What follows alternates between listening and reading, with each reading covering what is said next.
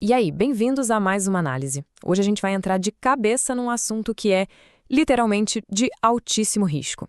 E o pior, super comum. Nós vamos falar sobre relacionamentos e proteção de patrimônio. Sabe qual é o problema?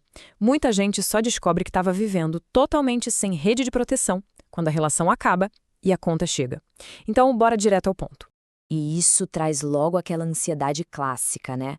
Afinal, de quem é o quê na hora da separação? Imagina a cena. O casal decide juntar as escovas de dente. Aí começam a comprar móveis, dividem os boletos, pagam a reforma de um apartamento, abrem conta conjunta, começam a planejar uma vida inteira.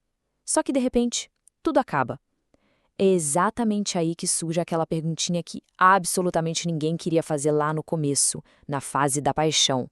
Tá, mas isso tudo aqui é de quem? Bom, a gente entra na primeira parte dessa história, o mito do contrato. É aqui que muita gente acha que encontrou uma verdadeira armadura impenetrável. Para quem não sabe, o famoso contrato de namoro é, na teoria, um documento em que duas pessoas registram o seguinte: olha, a gente está namorando, mas não temos a intenção de formar uma família agora. Basicamente, é uma declaração formal dizendo que a relação não deveria ter efeitos de divisão de bens lá no futuro. À primeira vista, parece mágica, né? Aquela solução perfeita que resolve a vida toda com um par de assinaturas. Só que a vida real não funciona bem assim. Tem muita gente baixando o modelo pronto da internet, preenchendo os nomes, colocando a data e achando que está 100% seguro. Mas olha só, relacionamentos humanos não são um formulário de múltipla escolha. Cada casal tem uma dinâmica financeira super específica. E tentar enfiar toda essa complexidade num papel padronizado baixado da internet é pedir para ter uma dor de cabeça gigante lá na frente. E isso leva a gente direto para a segunda regra do jogo. A realidade vence o papel. No direito, a prática importa infinitamente mais. Pensa como um juiz olharia para isso. De um lado da balança, você tem o papel, dizendo com todas as letras que é só um namorinho sem compromisso. Mas do outro lado da balança, você tem a prática, a rotina, o dia a dia, os meses, os anos construídos juntos. Se a vida real bater de frente com o que está escrito naquele documento, adivinha quem ganha? A prática sempre ganha. O documento perde toda a força se a rotina do casal provar o contrário.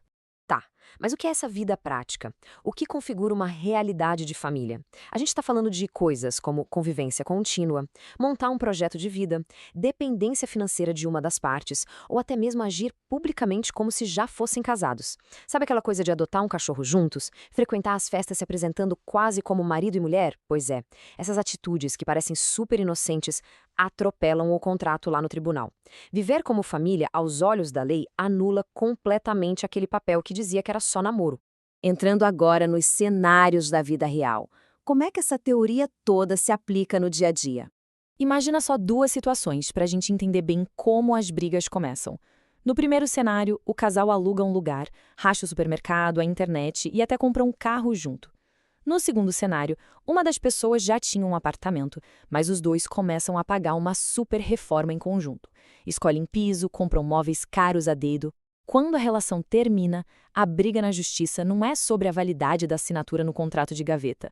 A briga é sobre o suor, o esforço e o dinheiro que os dois colocaram nessas coisas. O documento simplesmente não consegue apagar o fato de que eles construíram algo juntos. Resumindo a ópera, o que vale não é só o papel, é a totalidade da realidade. Sim, o contrato de namoro vai ser lido por um juiz. Ele é, claro, um ponto a favor no processo, mas não é, de jeito nenhum, um escudo à prova de balas. A justiça vai olhar para o filme completo e não só para uma foto, para entender como a vida financeira daquelas duas pessoas se misturou ao longo do tempo. O que traz a gente para a parte 4, o risco da mistura financeira. E esse, sem dúvida, é o maior gatilho de todos. Tem um mito gigante rolando por aí de que morar junto por si só já divide os bens. Não é bem assim. Às vezes o casal vai morar junto só por logística, para economizar no aluguel e beleza, isso não significa divisão automática. Mas a sirene toca mesmo é quando as finanças começam a se misturar. Ajudar a pagar a parcela do financiamento da casa do parceiro, bancar a obra, isso sim gera uma disputa legal gigantesca. O perigo real não é o CEP compartilhado, tá? É a conta bancária misturada sem nenhum tipo de controle. E sabe o que é mais irônico de toda essa história? É que aquele contrato que a gente falou gera uma sensação de falsa segurança tão grande que as pessoas começam a ser super imprudentes. A pessoa pensa, eu tenho contrato, tô blindado. E aí começa a comprar móveis caríssimos em conjunto.